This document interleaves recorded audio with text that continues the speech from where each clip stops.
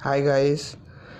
आज मैं आपके सामने लाया हूँ mix design M30 grade of concrete के लिए हम कैसे मिक्स डिज़ाइन करेंगे अकॉर्डिंग टू IS कोड 10262/2019।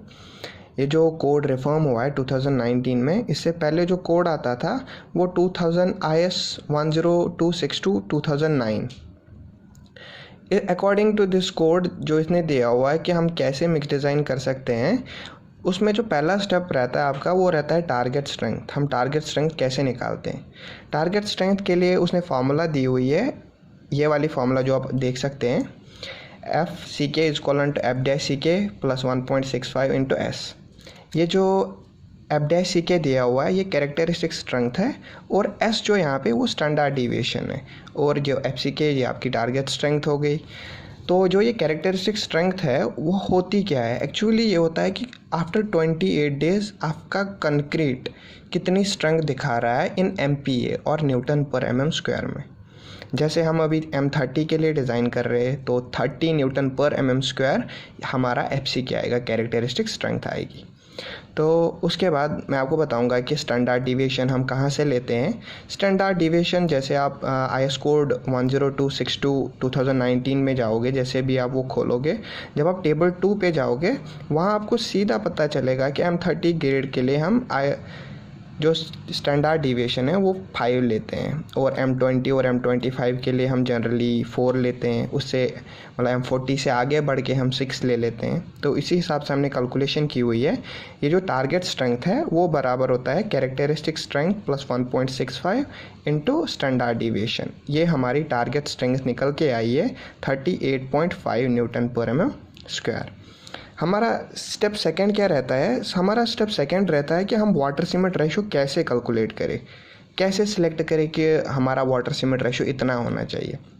जो 2019 वाला कोड आया है 102 का, उसमें आप अच्छी तरीके से देख सकते हो। जो उसकी फिगर 1 है उसमें आप पूरा देख सकते हो। जो आपका ये टारगेट स्ट्रेंथ आ गई ना, तो इसको आप कंपेयर करो, आप कौन सा ग्रेड ऑफ सीमेंट यूज़ कर रहे हो। जैसे अगर आप कोई OPC 43 यूज़ कर रहा है, OPC 53 यूज़ कर रहा है, OPC 33 यूज़ कर रहा है, जैसे मैंने इस एग्जांपल में OPC 43 ग्रेड का यूज़ किया हुआ है, उस कर्व में आप देख लेना अच्छे से प्लॉट किया हुआ। उस कर्व से आप अगर एनालाइज करोगे उस कर्व को तो वहाँ से आपको पूरा समझ आएगा कि जो वाटर सीमेंट रेशो निकलता है इस स्ट्रेंथ पे वो 0.42 है।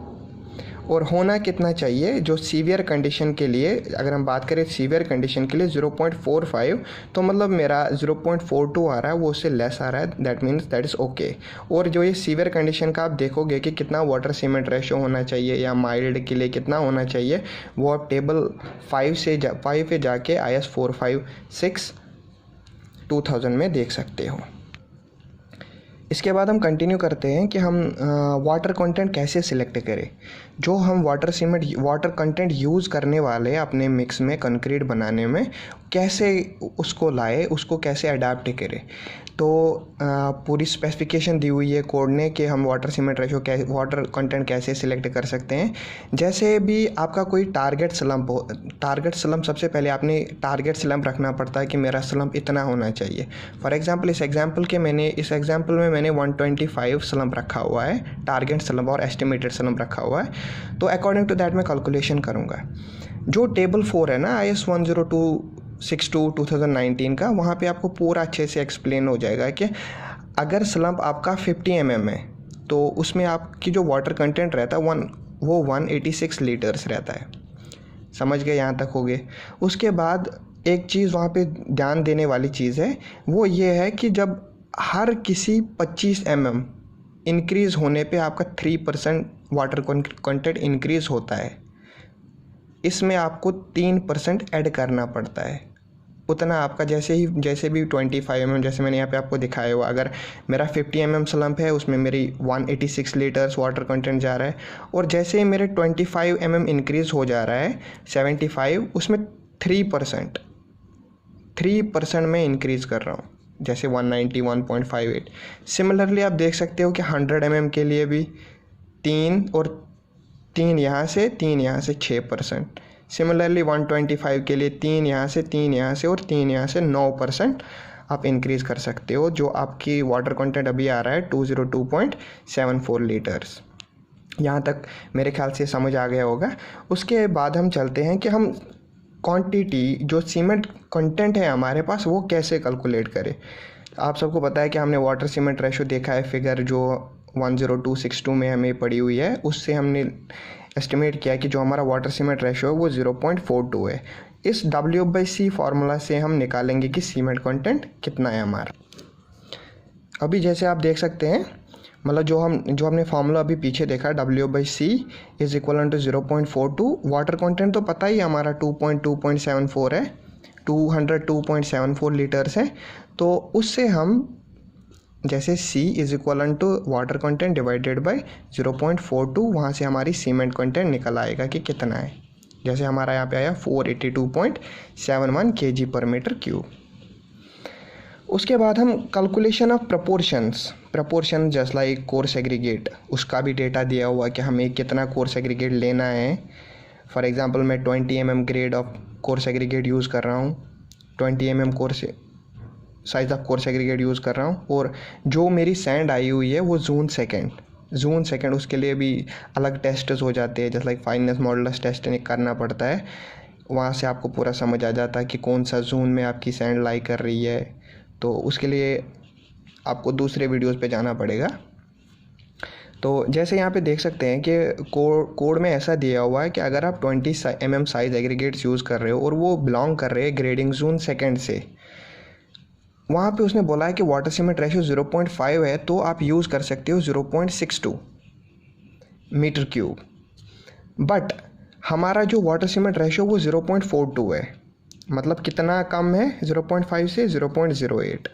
इसको हमने इंक्रीज़ ऐड करना है 2 टाइम्स, मतलब वो हमारा बन जाएगा 0.016 m³ में हमें ऐड करना है इसको। तो अब हम चलते हैं अगले पेज पे। अगले पेज पे जैसे ही हमने जो इसने कोड अकॉर्डिंग टू कोड दिया हुआ था वो 0.62 आ रहा है, और जो उसमें हमारा वाटर सीमेंट रेशो लवर था बाई समथिंग 0.08, तो उसको हमने यहाँ पे ऐड कर दिया। जब भी कम होगा लवर होगा तो हमें इंक्रीज़ करना है, लवर नहीं होगा मतलब इंक्रीज़ होगा तो उसमें हमें डिक्रीज़ करना है। ये बात याद रखना है, ये कोड में दिया हुआ है ये बात। तो इसको हमने ऐड करके ये 0.636 m³ आया हुआ है।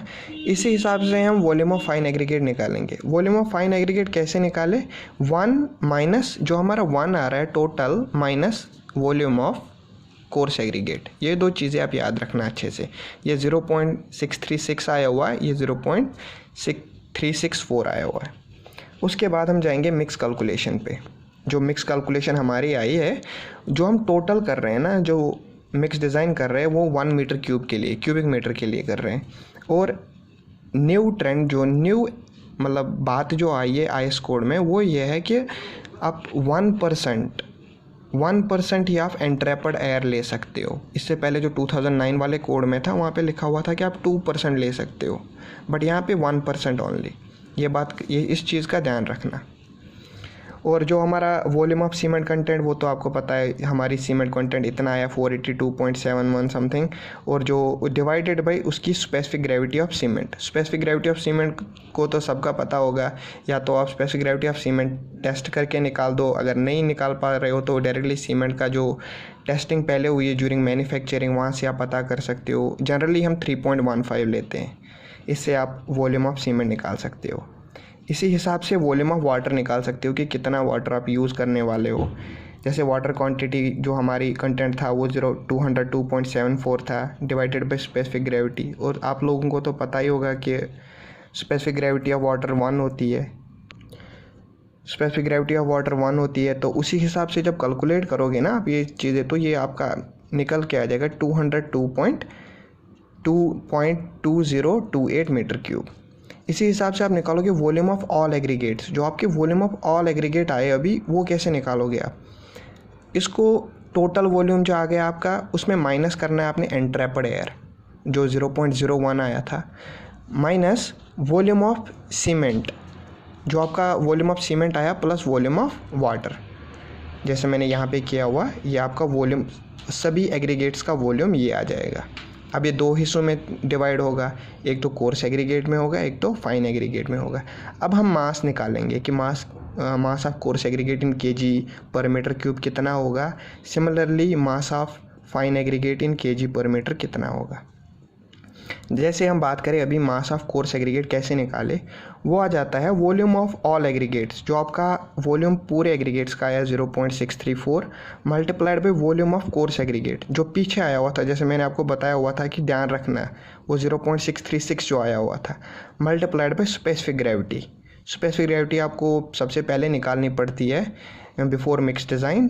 तो जैसे मैंने इस एग्जांपल के लिए 2.64 लिया हुआ है मल्टीप्लाइड बाई 1000, तो ये आपका निकल आएगा 10645, यहाँ पे सॉरी भूल गया हूँ, वहाँ पे केजी पर मीटर क्यूब है।